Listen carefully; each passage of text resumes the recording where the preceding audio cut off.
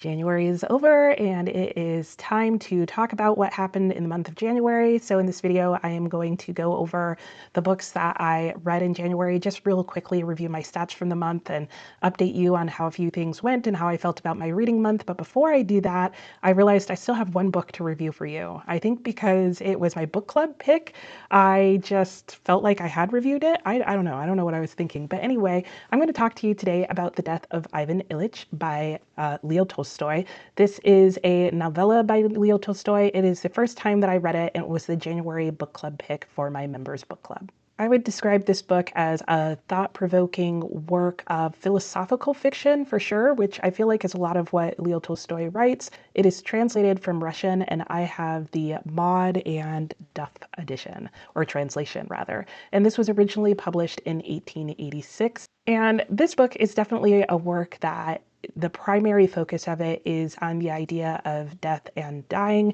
In fact, I did myself the favor of looking up what the study of the area of death is, and that would be called thanatology. I don't know if I'm pronouncing that correctly, but I'll put it on the screen. And that is the study of death under which the philosophical study and ideas of death would fall. And that would include the ethical, metaphysical, and existential thinking and discussions surrounding the idea of death, including the idea of memento mori, which is the concept of remembering that you will die. This book was written shortly after Leo Tolstoy's own personal religious conversion, and I do think you see that influence his ideas on death in this book. I also think a unique aspect of this book is that not only is the titular character looking at his own life and considering it in light of his own mortality, but he being Leo Tolstoy, is also taking the time to make some social critique. And now that I think about it, I haven't actually told you what this novella is about. So the novella tells the story of Ivan Ilych in brief by recounting very shortly the type of life he has led. At the beginning of the book, he is towards the end of his life and he is faced with his own mortality and basically has an existential crisis surrounding it. And we get to follow him through his last few weeks and see how all of that plays out and what that experience is like for him versus what outsiders think of his life and death. There were some highs in this book for me. I would say one of them was just the theme and the exploration of the theme in this book. I always enjoy the way Tolstoy explores themes, even if I don't necessarily agree with the message or his idea or conclusions in the ends of his books. I really just like to see how he approaches them and how he thinks about them and how he gets you as a reader to think about them. And he's definitely trying to persuade you towards a particular viewpoint, and it's always interesting to discuss whether or not he's successful in that for each individual. I think the lows for me in this book surrounded the pacing. Even though it's a novella, it felt a bit drawn out. And I think that's because it felt very repetitive in points. There were certain aspects of his life that just got repeated over and over again in terms of how he viewed them. There were certain conclusions that Ivan came to that were repeated. And I do feel like Tolstoy in general does tend to repeat his ideas and his themes and his messaging throughout his book. But for some reason, this was the first time in one of his works where I didn't really enjoy it. I think it was just because the work is so small that the repetition occurs more frequently. And so despite the fact that this is a novella, I almost wish it was a short story. I would have liked this entire story told in maybe 10 to 30 pages and been half the length it was. That said, I ended up giving it 3.5 stars, which does make it my lowest rated Tolstoy to date. I have read 3 other works by him, War and Peace, Anna Karenina, and Resurrection, and really enjoyed all 3 for various reasons. And this is the first one where I started to feel like, I don't know if I really like this story, which is a shame because I feel like it's one of his most well-known short stories and that people love this particular one. But for some reason, it just didn't work that well for me overall. I would still recommend this book, but I think I would recommend it specifically to people who like philosophical fiction, like to consider the topic of death and dying, maybe like their stories to have a religious moral to them, and who just in general like Tolstoy. I would also recommend some other books over his if some of those things don't really catch your attention. I think he talks about a lot of the same societal critique in the book Resurrection, and a lot of the religious aspects surrounding the conclusions doesn't come until really the last couple of pages in that book, though you will still get it. If, however, having a fairly heavy religious theme and meaning behind a book isn't your thing, then you could maybe look at Anna Karenina, which is, I'm pretty sure, a later work of his, and definitely a book where he was expressing a lot more skepticism towards people's religious beliefs.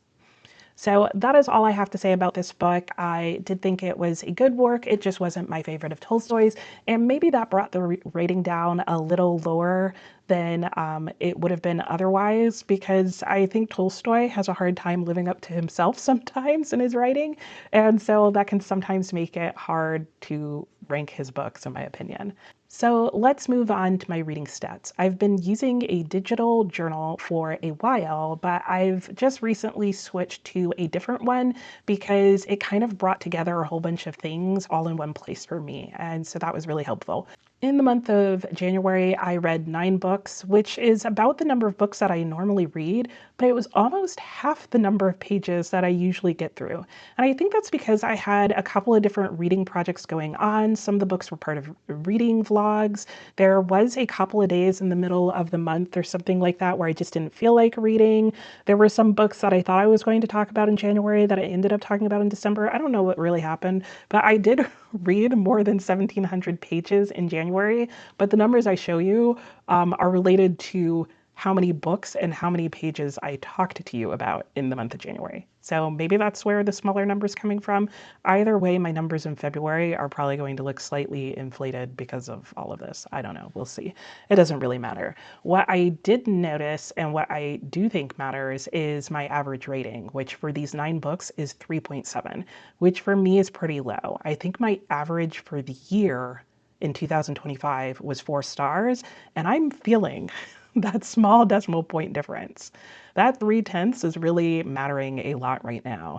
I have not had a 5-star read yet this year, and I don't know. I feel like I had very few 4-star reads overall. In fact, was like 3.5 stars. A couple other things I have on my chart here for you to look at are the countries that I read from. I am going to continue to show you that map each month, but I also want to talk about the country of the month, which is the country that I read the most from. And this month it is England. I have the feeling that if I'm not very thoughtful about that, that it will continue to be England most months. So I'm definitely going to be paying attention to that because I would like it to vary. The other thing that I want to start sharing on a monthly basis is my book of the month, which is like my most favorite book and the book that I'm going to use in a book bracket. I do plan on using a year-long book bracket to kind of choose my best book of the year. And on the book bracket for January ended up going Palace Walk. This was not only the book that I read that had the highest star rating, which was a 4.5, but it was the only book that I read this month that I could see myself rereading. And in fact, it already was a reread and I enjoyed my reread. So yeah, that's another interesting start to the month and the year. Hopefully February goes a lot better. So that's it for my monthly wrap up. Things you have to look forward to is I do plan on doing quick quarterly wrap ups. So look for at the end of March a quarterly wrap up. I don't know if I'm going to mix that into my monthly wrap up or do it separately. I'll probably combine the two and just do a quick monthly wrap up and a quarterly wrap up. And the quarterly wrap ups should be pretty fun. That's where I'm going to update you on how I'm doing on all my reading goals for the year outside of just, getting book bingos. And I also have a whole bunch of other charts and stats and that kind of thing that I can show you. So if you like that kind of thing, you have more of that to look forward to. And oh, speaking of the bingo, I just realized I haven't talked to you about that. So I made a bingo board at the beginning of the year, end of last year, something like that, because I used a bingo board last year to track my reading goals or plans for the year. And I really enjoyed that and felt like it worked really well.